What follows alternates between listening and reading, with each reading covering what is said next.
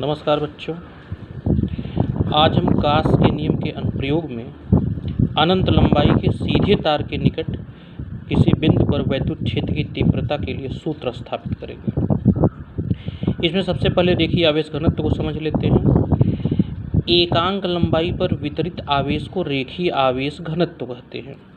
जैसे यदि L लंबाई पर Q आवेश वितरित हो, L लंबाई पर Q आवेश वितरित हो, तो एकांक लंबाई पर कितना वितरित होगा Q/L, और एकांक लंबाई पर वितरित आवेश को रेखीय आवेश घनत्व कहते हैं, जिसे लैम्डा से प्रदर्शित करते हैं।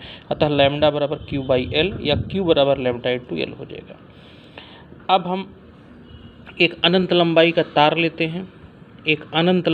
तार लेते हैं, जिस पर धनावेश एक समान रूप से वितरित है। इस तार से r दूरी पर कोई बिंदु P है। इस बिंदु पर वैद्युत क्षेत्र की तीव्रता का मान गास के नियम से हमें जानना है। इसके लिए हम एक गासियन पृष्ठ की रचना करते हैं। गासियन पृष्ठ यहाँ पे बेलनाकार होगा। जैसे ये तार है, तार के इस बिंदु से अगर गासियन पृष्ठ सममित होना चाहिए, सिमेट्रिक होना चाहिए। इसके लिए आप देखो, अगर इस तार से बराबर दूरी पर चलोगे, इस तार से बराबर दूरी पर आओगे आप चारों दिशाओं में, जैसे ये तार है, ये जो पेन है ये तार है, इससे बराबर दूरी पर जिधर भी जाओगे, इधर यहाँ से 5 सेंटीमीटर, यहाँ से 5 सेंटीमीटर, यहाँ से 5 सेंटीमीटर, इस बिंदु से इधर 5 सेंटीमीटर, इधर 5 सेंटीमीटर, इधर 5 सेंटीमीटर, ऊपर 5 सेंटीमीटर, तो एक क्या बनेगा, बेलन बनेगा। तो ये जो सीधा लंबा तार है, इससे r दूरी पर एक बिंदु P है, जिस पर हमें वैद्युत क्षेत्र की तीव्रता को जानना है। इसके लिए गासियन पृष्ठ की रचना करते हैं। गासियन पृष्ठ सममित होना चाहिए, तो यहाँ पे बेलनाकार बनाते हैं। L लंबाई का एक बेलनाकार गासियन पृष्ठ की रचना करते हैं। इस बेलनाकार गासियन पृष्ठ के 3 तल हैं, S1, S2 और S3। S1 ऊपर का वृत्ताकार समतल है, S2 नीचे वाला इसका वृत्ताकार समतल है, और S3 इसका जो एक कर्व्ड पार्ट होता है, जो वक्र तल है, ये S3 इसका क्या है, वक्र तल है। अब हमें गास के नियम का उपयोग करना है। मान लेते हैं S1 से गुजरने वाला फ्लक्स φ1 है, S2 से गुजरने वाला फ्लक्स φ2 है, और S3 से गुजरने वाला फ्लक्स φ3 है। हम ये देखते हैं कि चूँकि धनावेश है और ये बेलन के प्रत्येक बिंदु की दूरी इस धनावेश से बराबर है, धनावेश से इस बेलनाकार पृष्ठ के प्रत्येक बिंदु की दूरी बराबर है, इसलिए विद्युत क्षेत्र की तीव्रता का मान हर बिंदु पर समान होगा, हर जगह E होगा। विद्युत क्षेत्र की तीव्रता का मान इस बेलन की पृष्ठ पर हर जगह बराबर होगा, समान होगा, अर्थात नियत होगा। इसको कांस्टेंट मानेंगे। अब यहाँ पे चित्र में तो 3 चीज़ दिखाई दे रहा है। ये जो ऊपरी वृत्ताकार समतल है, इसका एक छोटा सा क्षेत्रफल लिया गया है, जिसे क्षेत्रफल अवयव कहते हैं, ds है। यहाँ पे विद्युत क्षेत्र की दिशा और ds के बीच 90 डिग्री का कोण है, इसलिए जो दूसरा समतल है, यहाँ पर एक छोटा सा क्षेत्र लिया गया है, इसका भी क्षेत्र ds है। यहाँ पे E और ds के बीच कितने का कोण, 90 डिग्री है। और ये जो वक्र तल है, इस पर एक छोटा सा क्षेत्र लिया गया है। ये जो हमारा वक्राकार तल है, इस पर एक छोटा सा क्षेत्र, सब लोग कट कर दो, बेलन को इस तरह कट किया गया है, तो इसका क्षेत्र कितना है, ds है।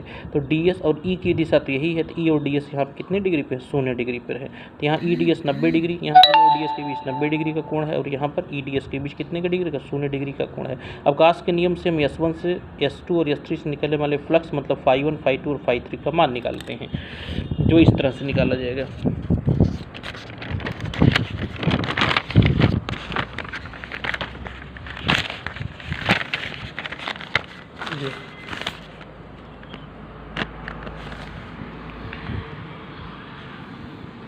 φ1 क्या है, S1 से निकलने वाले फ्लक्स का मान, S1 से निकलने वाले फ्लक्स का मान। तो ये सूत्र होता है, φ1 बराबर होता है E.ds और इंटीग्रेशन ओवरऑल सरफेस S, इस संपूर्ण सतह S पे इंटीग्रेशन किया जाएगा, संपूर्ण सतह S पे इंटीग्रेशन किया जाएगा। तो E.ds ये हो गया E.ds cos 90 डिग्री, क्योंकि E और ds क्या हैं, एक दूसरे के लंबवत हैं। E और ds, ये जो E है और ये जो ds है, पहले क्षेत्र के लिए लंबवत है, इसलिए कोण 90 डिग्री होगा। तो यहाँ पे हो गया φ1 बराबर E.ds और ये E.ds cos 90 डिग्री और 0 हो गया। इस तरह φ2 का मतलब S2 से निकलने वाले फ्लक्स का मान, तो S2 से निकलने वाले फ्लक्स का मान कितना होगा, E.ds, और यहाँ पे संपूर्ण पृष्ठ S2 पे समाकलन किया जाएगा, integration over all surface S2। E D S cos 90 degree यहाँ भी होगा, क्योंकि यहाँ भी ई और डी एस लंबवत हैं, इसे 90 डिग्री हो गया, कास 90 डिग्री और 0 हो गया। S3 क्या है, इस जो वक्र पृष्ठ है, तीसरा पृष्ठ जो वक्राकार पृष्ठ है, इससे निकलने वाले कुल फ्लक्स का मान, तो S3 इस ई डॉट डी एस हो जाएगा, ई डॉट यहाँ पे ई और डी एस दोनों एक ही दिशा में हैं, इसलिए कोण 0 डिग्री होगा। तो ई, चूँकि ई और डी एस पैरेलल है तो इसलिए 0 डिग्री हो गया, ई डी एस हो गया।